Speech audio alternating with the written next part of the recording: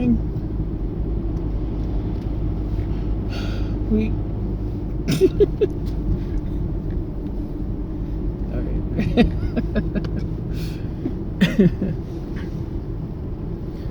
So I've got some, I've been revisiting some MikeMike changes. I realized this is, well, it is what it is. I recalled that when there was someone local here who has a MikeMike that they're using, and he was probably the first tester. And while I was explaining how to use the controls, the entire time I was like, this is a little unintuitive. Let me change that to something else. Let me make this a little more obvious. Let me write a quick note in there that says, here's what you press, you know.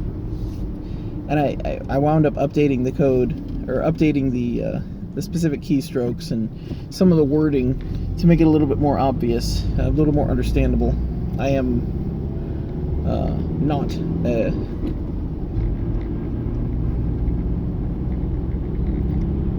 I'm neurally atypical. I think we've already established that.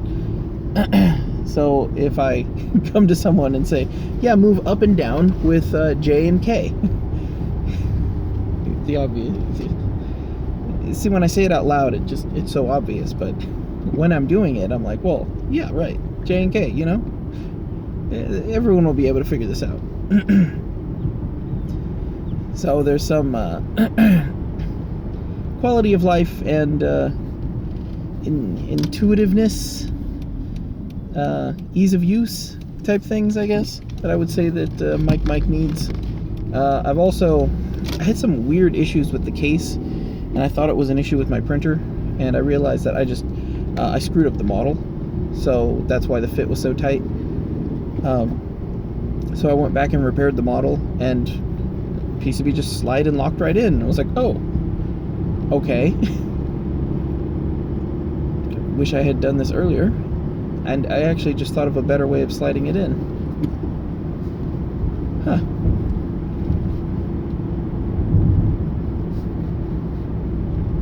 Yeah, that's interesting. I have mounting holes, and as it stands now, I have like a little arm that sticks out a little hook, and you push the hook aside, slide the PCB, and then the hook snaps back into place. But I have mounting holes built into the PCB, and I could just have one of those mounting holes, have a little arm that snaps into one of those mounting holes internally, and then you could just reach down and press down on the mounting hole and slide out the PCB whenever you want to remove it. That's much more obvious. A lot of crows out today, this morning at least. I'm also pretty sure I broke the straw on my drink here, so I elbowed it, and I'm pretty sure the top part broke off and then the bottom part sank in, I think. Yeah, it had to have. I'm trying to think, like, otherwise I didn't bring it, but then I wouldn't have hit anything with my elbow. I definitely hit something. Okay, yeah. I've got broken straw bits in my coffee right now. This is fine. All of this is fine.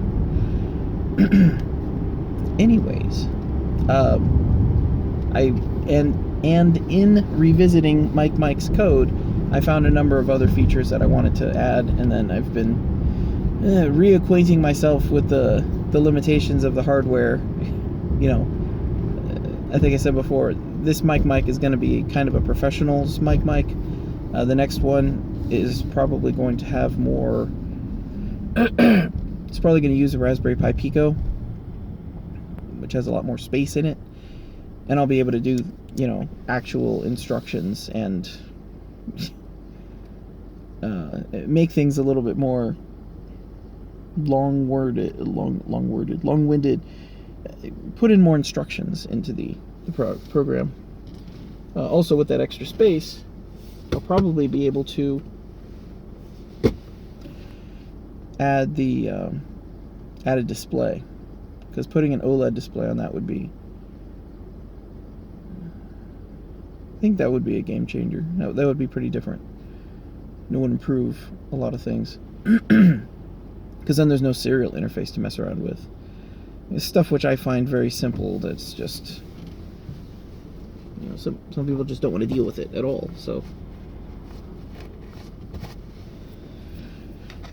oh, I don't have it. The old pen is making a comeback. Yes, we're all very impressed. I just am not carrying it right now like I carry the new pens. This one is heavy though, so that's another project I haven't spent any time with, or haven't spent enough time with.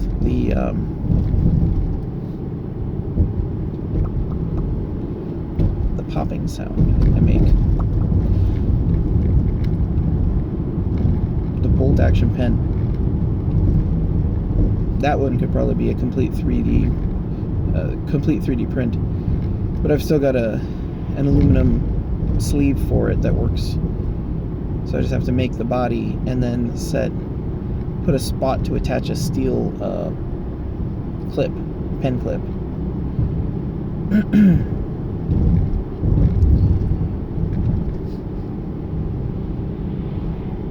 I also might have to make the body a little bit longer. I like the compact pens, but it is very obvious that it's too short. It's convenient, it just doesn't feel good. It's that next level of design where you're just like, it kind of feels weird. I was talking about this with someone. A game feel. Like, you play the game and you're like, you know, you're the developer, you hand the game to someone and they play it and they say, I don't know, it just has bad game feel. What's game feel? That's just how the game feels. Very, very rhetorical, very unhelpful to a developer, but means a lot. Actually means a lot. I read I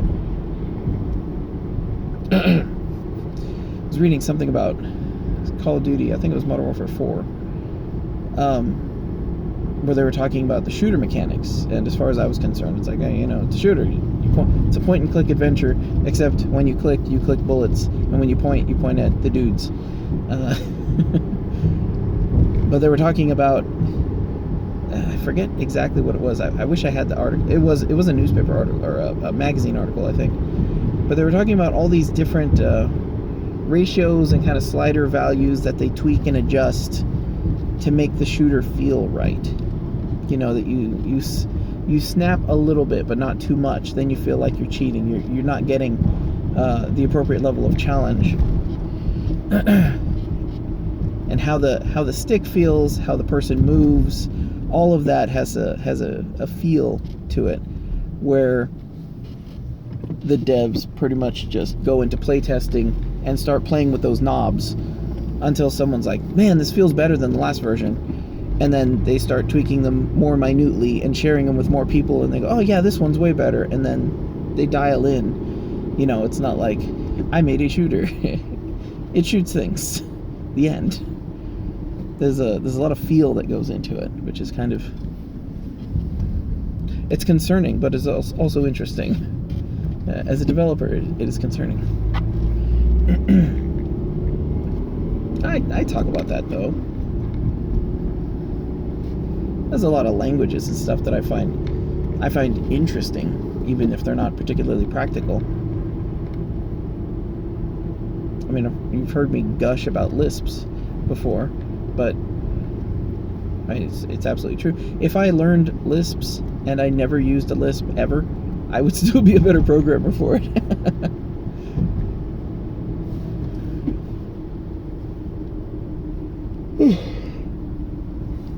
A lot of intangibles floating around.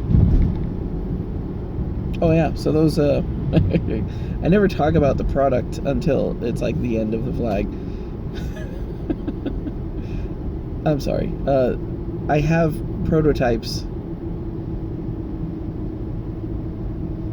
I have prototype MikeMike circuit boards. I have a few of the originals left, so those are Cherry MX and Alps. And the prototypes that I have now are low profile, Cherry, MX, and clones. Yeah, that's it. There's one spot that's hot swappable, but I don't know if you're interested in installing one hot swap. But yeah, if you are interested in that, I still need to put together a MikeMike instructional video, and I'll probably do that after I finalize some of these software updates. Make things a little more intuitive, so I don't feel like a fool while I'm explaining silly instructions. It's obvious, yeah. It's really easy, you know? If you're me, I guess.